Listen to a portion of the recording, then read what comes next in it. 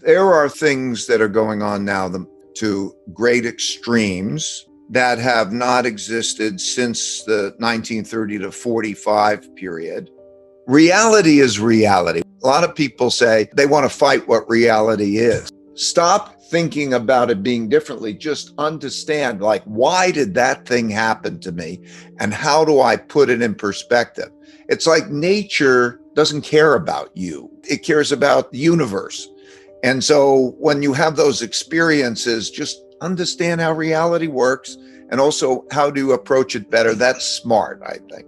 So I think pain is the best teacher. The greatest pains are losing people that I love the most, which then gets me to reflect on the arc of life and what it's all like. Can we be healthy and strong? And what do we need to do?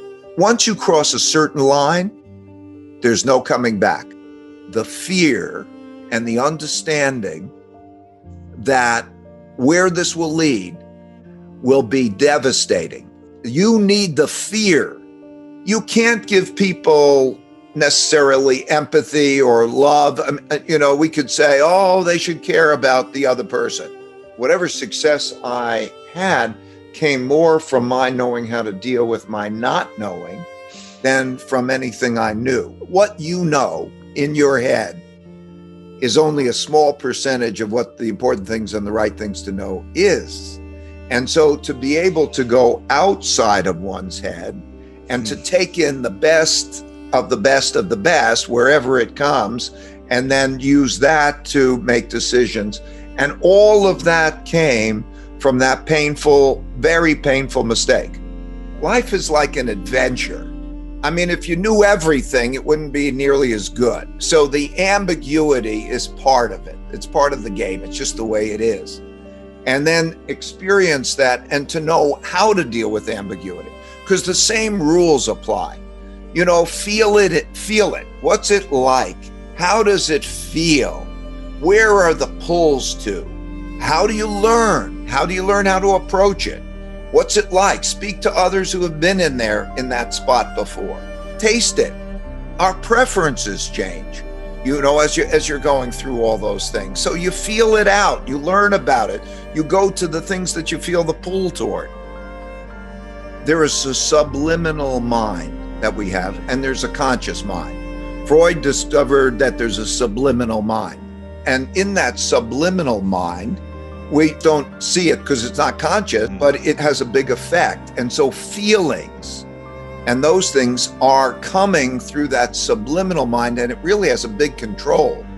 And then there's a conscious logical mind for everybody. And in your mind, they're like everybody's mind. There are these kind of two minds that are working.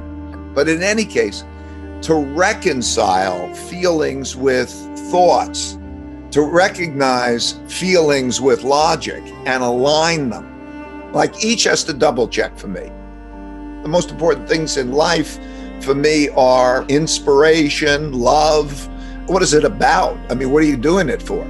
But at the same time, to be able to get there, logic and be able to express oneself in algorithms or so is a good thing. So when they're aligned, it's kind of a double check and it works at both levels. So I think that's most important.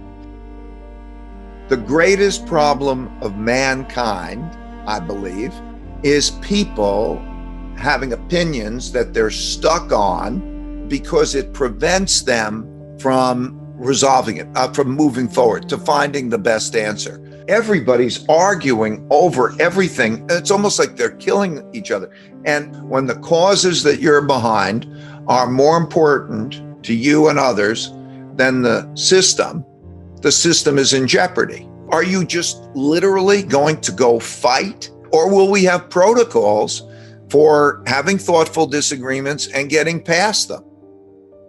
What do you need to be successful? It's all I had when I grew up was parents who loved me and took care of me. I went to a public school and I came out to a world in which there was equal opportunity.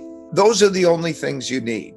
So there are a lot of ways you can measure whether there's equal opportunity, but I don't even know we can agree that we should have equal opportunity. Once you start to realize that deferred gratification is going to make you better. And you start to count and you say, how many days, weeks, months, or years can I live if I don't have money come in? I know so many people who don't earn much, but are there.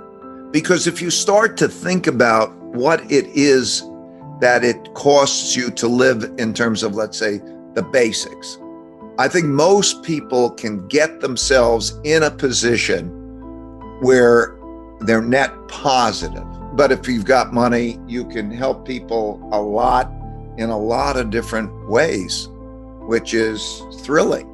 The most common mistake of investing, thinking that the investment that did good is a good investment. Quite often, those markets that did really, really well became more expensive, and everybody, smart money, is all the time comparing them and competing.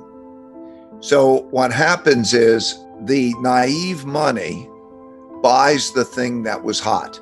So I would say diversify. All investments compete, and it's not easy to tell whether one investment is better than the other, because if people could do that, life would be easy and everybody'd make a ton of money. Like, we spend hundreds of millions of dollars each year on research to try to give us an edge. Now, you've got to compete with us. So competing in the markets is more difficult than competing in the Olympics. But diversification will reduce your risk without reducing your return. So if you know how to diversify well, that's critical. So I would say, again, have great humility about what you don't know. Don't buy the thing that was hot just because you think it's hot, and then know how to diversify well. Those would be the most important things I could convey. The emotions are going to cause you to doubt yourself, and plus it brings you stress, all of that. So you have to execute a game plan that's very well thought out. Then over time, you start to develop some better instincts. Like, if you're excited and you're going along, be scared. If you're doing something you're really worried about and nobody else is doing it, may be good. Don't be dissuaded. See, the markets are very different than consensus decision making. It's counter consensus, because the consensus is built into the price. Right. So if everybody loves something, it's expensive. And if everybody hates something, it's cheap. You have to start to develop some of those instincts or a game plan. And what financial advice would you give to millennials? Pay attention to the feedback you get from the realities you encounter.